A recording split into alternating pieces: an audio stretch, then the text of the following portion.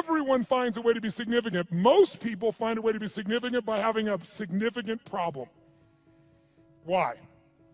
Because if I'm really successful, you might like me for a while, but after a while, most people get annoyed with someone who's always happy and successful. Yeah, easy for you. Who knows what I'm talking about here? Raise your hand, right? But if you got big ass problems, who's gonna be upset with you? You're not competing with them. So you have huge problems, you go, I understand. But if you're doing really well, it's like easy for you. So most of us unconsciously learn to create big problems as a way to connect because it's the safest way to connect and not be rejected. Some of you do it like she does by trying to please everybody all the time. Thinking if I please you enough, then you'll come to me, you'll give me what I'm really wanting too, which is what she wants. But it doesn't work that way. It works sometimes, but not all the time and not even the majority of the time. So anyone can feel connection and love. You can do it through prayer, you can do it through good gifts, you can do it by dressing special, you can do it by having big problems. The only question in life is not whether you're gonna meet your needs. The only question is how. And is it obtainable or sustainable? Is it empowering, neutral, or negative? And if you want to change your life, willpower never lasts. But when something meets more of your needs, it's effortless. If you want to know what the biggest addiction is in our culture, it's not alcohol, it's not some form of prescription drug, it's not an illicit drug, it's problems. Because problems allow us to try to deal with our deepest fear that we're not enough and we won't be loved by saying, it's not me, it's this problem. It's just that I have ADHD, it's just that I've been through this, so most people meet their needs through problems. When you get in certain states, you think one thought. When you get in other states, you think another thought. It's like turning the channel.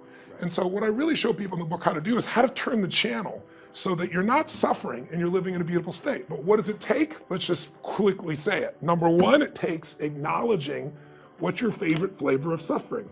Is it worry? Is it stress? Is it anger? Is it loneliness? Is it boredom? Is it overwhelm? And then noticing what are the thoughts that trigger that and realizing it doesn't matter how much money you have, those thoughts can still make a billionaire crazy and frustrated and overwhelmed. And so what I show people to do is a process of how to let go of those thoughts. And we walk through that in the book in detail. But fundamentally, it starts with making the most important decision of your life, which is, if I would ask me up until 2 years ago, I would say it's who you spend time with, who you love. Because who you spend time with is who you become. I think it's still one of the most important decisions in life. But you can pick the right person and still do things in your head and make yourself miserable. So you really have to decide.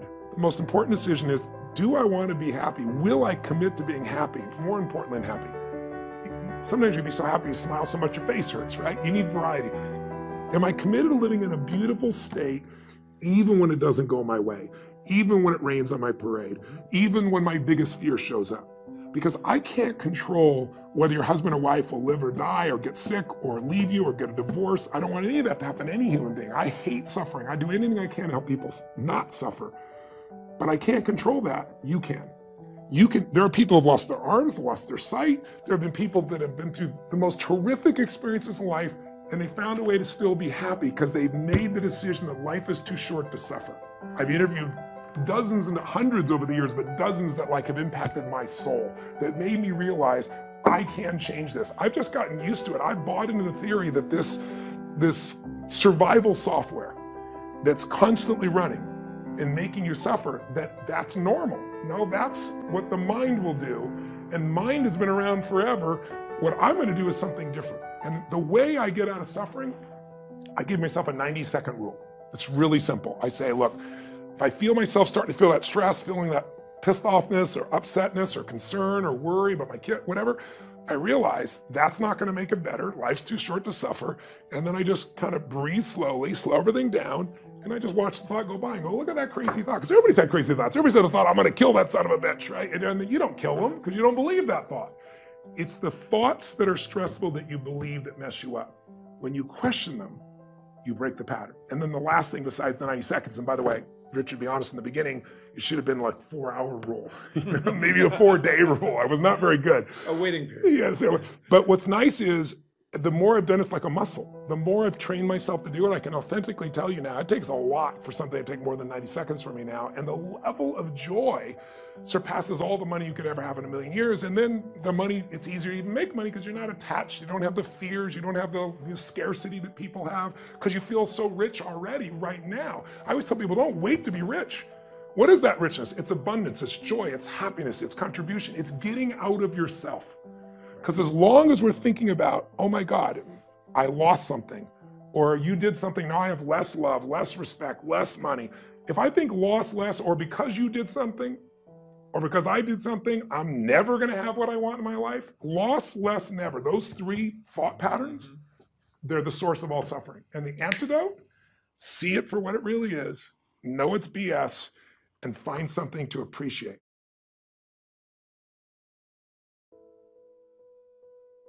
You know, a lot of times people do read body language. They do read people. They know what's going on, but they don't do much about it because they've gotten used to it. I always tell people you get what you tolerate. And if you go to a meeting and everybody's on their cell phone when you're talking about something important and you just let that continue, pretty soon the meetings are a total waste of time. So what I really believe is when you read something, you got to act on it. You got to do something. You can't lead other people if you're the one on your phone in the middle of the meeting either, right? So you got to lead by example. You've got to not tolerate within yourself or other people things that don't support what you are. And you've got to, when you see there's a challenge, you see there's something that's not congruent, they're saying one thing and they're feeling another, you got to meta-comment, say, tell me more, what's really going on? If you get in the habit of doing that, then you're never going to be bored in a business meeting again, first of all. People get bored because people are just saying the same things over and over again. They're managing their business, they're managing their life, they're not innovating, they're not creating, they're not digging deep, they're not pushing each other. When you get a culture of people, and all it takes is one, where a leader steps in and they will not settle for a half-assed answer, and they can be playful, they can be funny, they can be warm, they can be direct, they can be crazy about it, but they keep probing, you're gonna get to what's real. And when you get to what's real, that's when you start creating breakthroughs in business and in life. There is another level. The only reason you keep saying there isn't is you feel so exhausted about where you are. But life, the universe, or God is just testing you because there is another level. If this is good, giant jump to excellence, giant from good, poor to good to excellence. There's a level where all your dreams are realized. There's a level that you've always dreamed about. It is real. It has not gone away. But it takes that extra burst when you think there's nothing left, there's no way, you've tried everything 10 million times and you keep going. It's almost like God is saying, if you keep hitting this wall enough times, I will see that you will not stop, that you are filled with that level of determination, faith, and courage, and then the door opens and you get to that next level. But what most people don't know is the next level is just 2 millimeters above. And it's called outstanding, ladies and gentlemen, outstanding. What's it called? What's it called? What's it called? Outstanding, magnificent, unstoppable, extraordinary, not excellent. It's a different level. It's a level where you are not one of the best, you are the best. And you know what's amazing? You only have to be 2 millimeters more than everybody else and you get everything. You get the joy, the laughter, the fun, the family, the passion, the economics, the freedom, the spirit. It's all there. What Jerry Maguire called the Quan, baby. All of it. And it's just 2 millimeters above, and most excellent people give up because they're exhausted. And there's some people who go, the harder I hit it, the more I hit it, sooner or later it's going down. I'm not stopping. And when you do that enough, it pops open. This could be the greatest time you ever live if you control what you focus on, if you find a more empowering meaning, and if you decide to model the actions of those who succeeded before you. It can be the best financial time, the best emotional time, the best spiritual time of your life, but you better take control of your state. And if you think you're going to do it just by today, you're wrong. You're going to need to get yourself some rituals.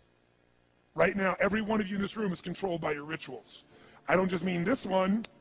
I mean, every morning you get up. I know your body. I can look at your body right now, and I can guess your rituals. Some of you, your rituals to work out 5 times a week, I can see it clearly. 4 to 6 times a week, it's obvious. Because you couldn't look like that if you didn't do that. Some form of workout. I don't care if it's walking, lifting, whatever. Some of you, it's obvious that lifting weights is part of it. You can see by that man's muscles. I know what his rituals are. Because your life comes from your rituals. If you don't develop the ritual, you're kidding yourself. How many agree with me on this? Raise your hand, say I. And there are rituals that put you in state, and there are rituals that take you out of state. You have rituals in your relationship, you have rituals with your body, you have rituals around your finances, and the rituals that worked in the reaping time of fall in the markets and in business and in real estate, those rituals won't work now. If you do the right thing at the wrong time, you get pain.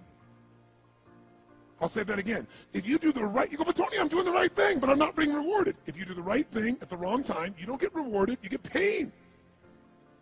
So you better do the right thing at the right time. And to do that, you better know what season you're in. And to do that, you better learn how to change your state, how to take control of your own conditioning. That's what I live for. Does this make sense to you? Yes or no?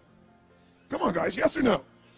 So now it's time to train yourself to do that. I'll show you how fast it can change. Try this just for a second. I want to show you what you can do with just focus. Try this for a moment. I'm going to give you a test. Sit up in your chair with some energy. Make sure your buddy next to you is in a strong state. If otherwise, adjust their state. Come on, change their physiology, whatever they got to do. See if they're ticklish. That might help. Now do this.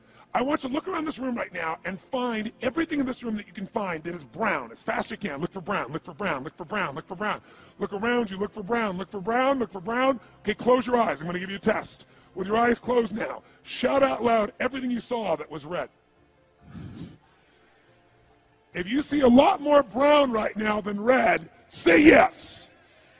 Open your eyes. Look for red now. I want you to really look for red. Look for red, look for red, look for red. Anything you can find that's red, look for red. All around you, look for red. Raise your hand if you found more red this time and say I. Why did you find more red this time?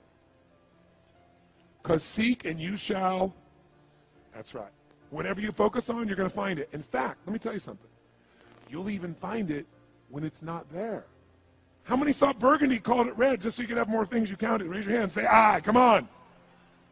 See, whatever you're looking for, you're going to find. So if you want to change your life, my friends, you've got to change your physiology and you've got to change your focus. By the way, how fast can you change that stuff? How fast, my friends? How fast? How fast? Come on. In a heartbeat, once you rechange your conditioning. That's all you got to do.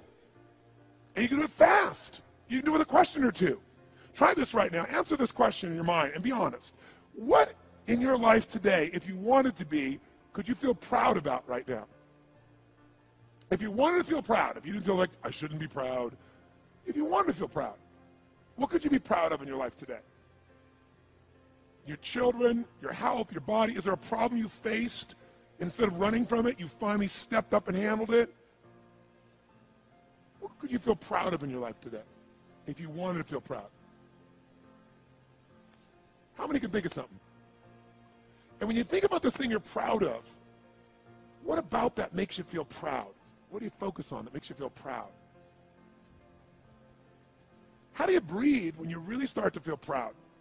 What's the kind of look on your face that starts to happen when you let yourself feel proud? Yeah. How's that feel?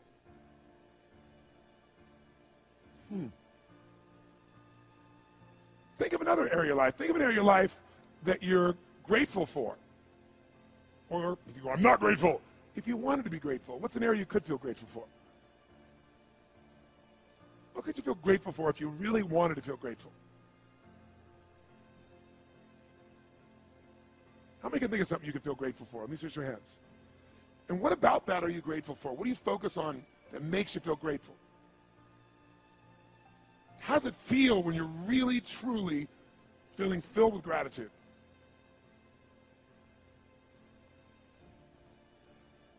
Here's one.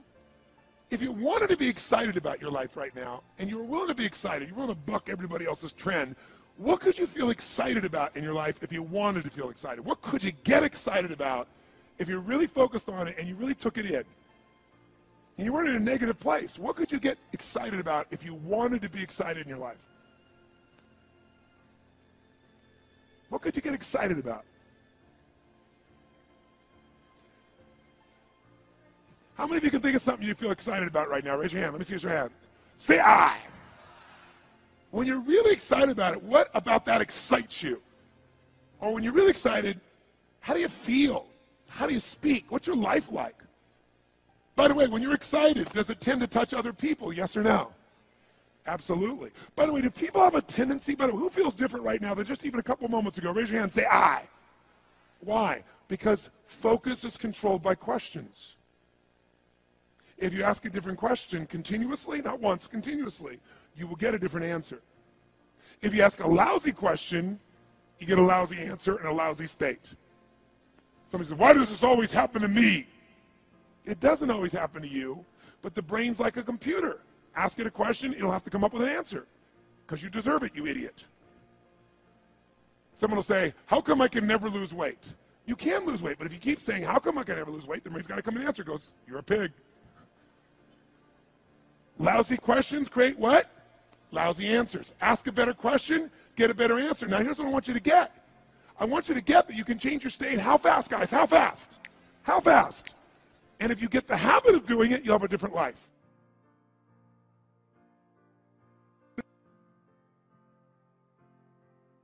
So what we've got to do is make that change in those standards. That's where the shifts happen. It doesn't happen any other place. And I'll give you a very simple example. If you want to know the difference in people's lives, it all comes down to what are the things that are musts for you versus shoulds. So let me tell you this. We said to have an extraordinary life, you got to have an extraordinary psychology, right? Extraordinary psychology means you got to live in an extraordinary state. To be in an extraordinary state, you got to condition your nervous system, your body, your physiology and focus to be at their best. Do you agree with this? Yes or no? Then to do that, though, you can do that. Why doesn't everybody? Not because you can't. We all have the ability. It's because of our standards. I remember a time early in my career, I was about 24, and I went to do a seminar in Boston. And in those days, a big seminar for me was like 125 people. And it was a 3-day seminar, and we worked around the clock, and people made such extraordinary changes in their life. And at the end of it, I was feeling so fulfilled. I was thinking, my God, I'm 24, maybe 25 at the time. And I am so happy because I have found my mission in life. I'm doing what I love. It's making a difference in people's lives. This is extraordinary. So we finished about midnight on the Sunday night. And around midnight, you know, I'm still wound up, so I don't feel like going to bed. So I decided, okay, you know, let me take a walk here. And I decided to go through Copley Square. If you've been through Copley Square, you know it's a pretty neat place. Because in Copley Square, you can look up and you can see buildings that were here before we were known as the United States. And beside them, you see skyscrapers that are new. It's a pretty cool place. So I'm walking around midnight on Sunday night. There's nobody in Copley Square midnight on Sunday night. And I'm walking along, and I see this guy in the distance, and he's kind of stumbling back and forth between the gutter and the sidewalk. He's got a long trench coat on, his head's down like this. He's holding a brown bag, and I can start to smell him even before I get there, and I'm thinking, you know, this guy is obviously drunk. And as I started to get closer, I thought, I bet he's going to beg me for some money. And sure enough, whatever you focus on life tends to happen, doesn't it? So sure enough, he gets real close to me, and I thought all of a sudden he wasn't going to do it, and all of a sudden he popped his head up. It was really weird. He went, Mister! He had this really bizarre looking sounding voice. He went, Mister, could you loan me a quarter? And I thought, do I want to reward this behavior? And then I thought, I don't want him to suffer. Do you have this dilemma sometimes? Like, you know, I'm not here to judge. So years ago, I finally decided I always just give. Even the person's pulling a scam, that's for them to deal with. If I have the ability, then I give. And so I thought, well, could I teach him something? So I asked him a question back. I said, is that all you want is a quarter? He goes, yeah, just one quarter. One quarter changed my whole life. One quarter. I said, really? He said, yeah, one quarter. So I reached in my pocket, and I pulled out my money clip. And in those days, I was, you know, very young, just starting to succeed. And my original mentor was a man named Jim Rohn. I don't know, how many have heard of Jim Rohn? Anybody? Yeah, he's a great guy. And Jim told me, he said, Tony, look, you've come from a poor background. You got a poor psychology. You got to change it. He said, you don't have any money, so pretend you do. He said, start training your brain. Condition it. He said, go save all your money, get $300 bills, and put them on the outside of your money clip, even though you only have $5 in between that. So every time you put it out, you'll see that. You'll feel inspired. You'll feel better. He said, you'll feel better, you'll do better. So I was like, okay. So I did. So I pulled my money clip, and sure enough, I got $300 bills in. I made sure he saw the bills. So I'm tearing through that, right? Looking in between there, see if I can find some change. But I made sure he saw it. Sure enough, he's looking at the $100 bills, checking it out. I find the quarter, I pull it out, take the money, put it in my pocket. I notice he's watching my hand going into the pocket. I took the quarter, and I looked at him, and I said, sir, life will pay any price you ask of it. And I gave him the quarter. And then something really interesting happened. He took the quarter. He looked at the quarter. He looked at me. He looked at my pocket. He looked back at the quarter, looked at me, looked at my pocket, looked at me again, looked at the quarter, looked at my pocket, looked back at me and said, "You're weird." And then he shuffled on off like this, right? And I thought to myself, wow, what's the difference between him and me? I mean, I was 24, 25 at the time, doing what I love most, have my mission in life, and he's in his early 60s, drunk on the street begging for quarters. What's the difference? And I thought, well, maybe God's blessed me because I'm such a good person. I thought, oh, and he's such a bad person, that's such bull. And I thought, wow, maybe the answer to that question is what I just told him. Life will pay whatever price you ask of it. But you know what's interesting? You got to ask intelligently. In the Bible it says, ask and you shall what? Yeah, pretty good formula. You ought to look into it. But you know what? It says ask and you shall receive, but I'm sure it meant ask intelligently. I'm sure that's what God meant. I'm sure he didn't mean bitch and you will receive. Whine and you will receive. I don't think that was the instruction. Now, if you were going to ask intelligently, there might be 5 elements of that. Number one, you'd have to ask specifically, wouldn't you? You wouldn't ask in a general way. People do that all the time. They go, I want more money. Fine, here's $1, get out of here. Very often you're getting what you're asking for. You're just not aware of how general you're asking. Clarity is power. The more clear you are about exactly what it is you want, the more your brain knows how to get there. Your brain is a servo mechanism. It's like a bomb. Those bombs, those missiles, they have a servo mechanism. So if the target moves, it knows what the target is, it follows it. Your brain, when you condition it, knows exactly what to go for and it'll find a way to get there. Do you ever buy a certain outfit or a certain car and suddenly see that car outfit everywhere? How many of you have had that experience? Say, aye. How come that car outfit's everywhere? It always was everywhere, but now you notice it. And the reason is because there's a part of your brain called the reticular activating system, the RAS. That part of your brain determines what you notice and what you don't notice. Your brain spends most of its time trying to make sure you don't notice because you'll go crazy if you notice everything. But when you decide what's most important to you, your brain goes after it.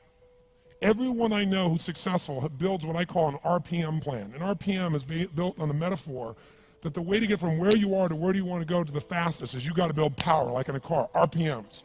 And the R stands for they know the result they're after. They know what they want precisely. If you don't know exactly what you want or you let yourself get beyond that into something general, you're not going to achieve it. Clarity is power. You got to know the specific result you're after. What do you want? If you can't answer that question right now in your personal life, in your body, in your relationships, in your finances, in your spirituality, then you're not going to be as fulfilled as you want to be. Today we're going to have you answer one of those questions at least. The second part of it, you got to know why you're doing it. Because you know what? You may get a big goal. Somebody says, I want to make $1 billion. I want to bring peace to the earth. Why? Because as soon as you come up with a goal, all the obstacles show up. Unless you've got enough emotional drive to break through that, you're never going to discover what it really takes. So you got to get yourself past that. And the way to get past that is have enough reasons. Reasons come first, answers come second. This man did not know what he wanted. He did not have enough reasons. To ask intelligently, you got to ask specifically. To ask intelligently, you got to know why you want it, have enough drive to make it happen, enough juice to make it happen. If you don't have enough reasons, you will not make it happen. And the M is, what is your massive action plan? What is going to get you to actually fall through? Because the first plan's not going to work and the second plan's going to work, so you better have enough plans that if the first two don't work, you still got something else. Otherwise, you're going to be having excuses why it didn't work. So asking intelligently requires that. So if we're going to be extraordinary in our results, we've got to be in an extraordinary state. We've got to know what we want and we've got to go use it.